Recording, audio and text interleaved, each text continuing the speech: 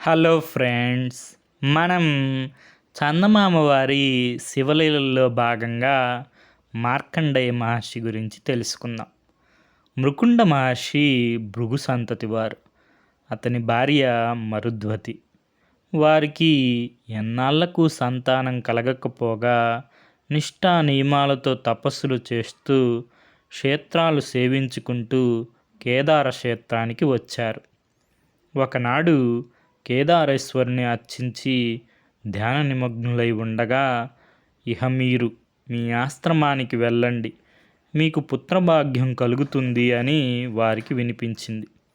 సంతోషంతో వారు ఇంటికి వచ్చి యథావిధిగా గృహస్థాశ్రమ ధర్మాల్ని నిర్వర్తిస్తూ ఉండగా కొన్నాళ్లకు మరుద్వతి మగ శిశువుని ప్రసవించింది. అదే సమయంలో ఆకాశం నుండి వారికి ఈ పిల్లవాడు అల్పాయుష్కుడు, 12 ఏళ్ళు ఆయువు అని ఒక దివ్యవాణి వినిపించింది. అది విని వారు ఆనంద శిఖరాగ్రం నుండి ఒక్కసారిగా దుఃఖసాగరపు లోతుల్లోకి కూలిపోయారు. చివరకు అంతా శివుని లీల, మనం ఏం చేయగలమని తెప్పరిల్లి పసివాడి బోసి నవ్వుల్లో మైమరిచారు. తరువాత మృకుండ మహర్షి కుమారుడికి జాతక కర్మ జరిపించి మార్కండేయుడు అని నామకరణం చేశారు. దినదిన ప్రవర్ధమానుడై మార్కండేయుడు ఉపనయనమయ్యాక గురుకులానికి వెళ్ళి గురువుల వద్ద విద్యాబుద్ధులు నేర్చి 11 ఏళ్ల వాడై తల్లిదండ్రుల వద్దకు వచ్చారు. బ్రహ్మ తేజంతో ముద్దులు మూటగట్టుతున్న కుమారుణ్ణి చూడగానే వారి గుండెలు తరుక్కుపోయినవి. ఇంకొక సంవత్సరమే గడువు. మరుద్వతి కుమారుణ్ణి వదలకుండా కౌగిలించుకొని కన్నీరు కార్చుతుందే గాని మార్కండేయుడు ఎంత తరచి తరచి అడిగినా అసలు సంగతి చెప్పదు. చివరకు మృకుండ మహర్షి చెప్పలేక కొడుకుతో అతనికి 1 ఏడాదిలో మృత్యువు ఆసన్నమవుతుందని విషయమంతా చెప్పారు. అది విని మార్కండేయుడు ధీర చిత్తంతో కర్తవ్యాన్ని ఆలోచించి, మీరు నన్ను ఆశీర్వదించండి, ఇప్పుడే నేను తపస్సుకి వెళ్తున్నాను, శివానుగ్రహంతో మృత్యువును జయించి చిరంజీవినై వస్తాను అని తల్లిదండ్రులకు ప్రణమిల్లారు. మరుద్వతి మృకుండులిద్దరూ కుమారుణ్ణి కౌగిలించుకొని చిరంజీవ అని దీవించారు. అదే సమయానికి అక్కడికి నారద మహర్షి వచ్చారు. మృకుండ మహర్షి నారద మహర్షిని పూజించి తమ కుమారుడి గురించి అంతా చెప్పారు. నారద మహర్షి మార్కండేయుడు దృఢ సంకల్పానికి మెచ్చుకున్నారు. నాయనా మార్కండేయ, నువ్వు తిన్నగా గౌతమి తీరానికి వెళ్ళు, అక్కడ పంచాక్షరి మంత్రంతో శివుణ్ణి దీక్షతో అర్చించు, నీకు జయమవుతుంది అని దీవించి వెళ్ళారు. మార్కండేయుడు గౌతమి తీరాన్ని చేరుకొని సైకతలింగాన్ని ప్రతిష్ఠించి, చంద్రశేఖర, నీవే నన్ను రక్షించు, నీ పాదాలను ఆశ్రయించిన నన్ను యముడు ఏం చేయగలడు అంటూ దీక్షతో తపస్సు సాగించారు.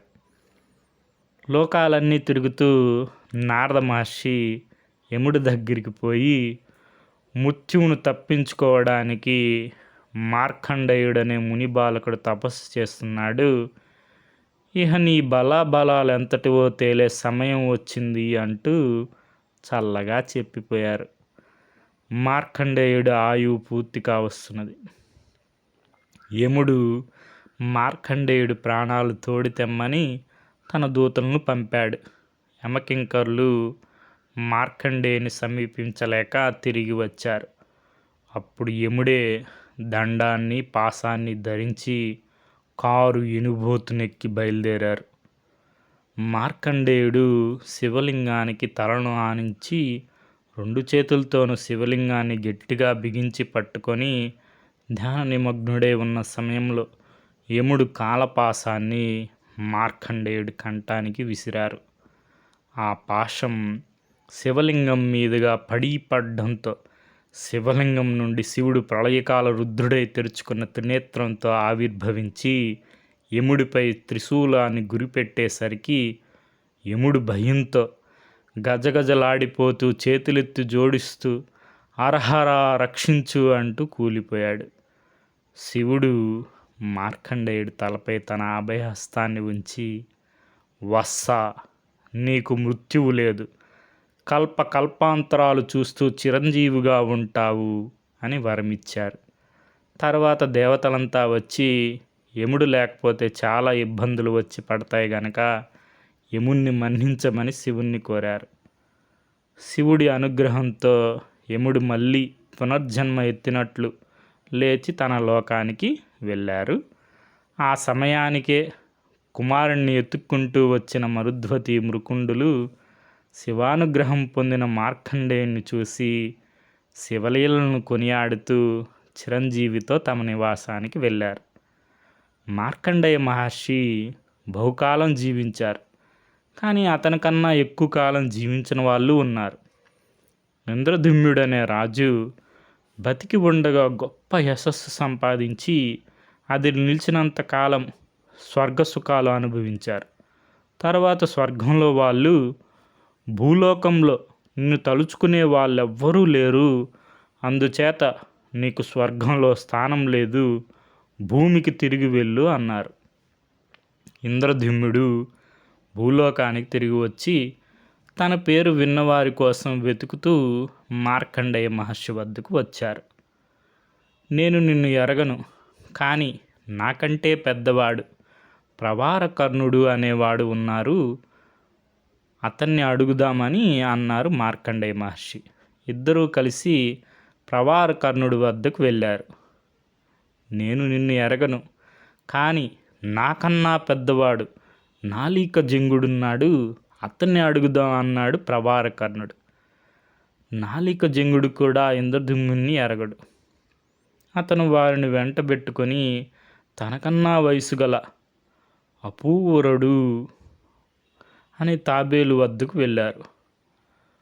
అకుపరుడు ఇంద్రద్యుమ్నుని చూసి, నేను నిన్ను ఎరుగుదును, నేనుంటున్న ఈ కొలను ఎలా వచ్చింది, నువ్వు అనేక యజ్ఞాలు చేసి గోవులను దానమీయగా ఆ గోవులు తొక్కడం చేత ఏర్పడింది అన్నాడు.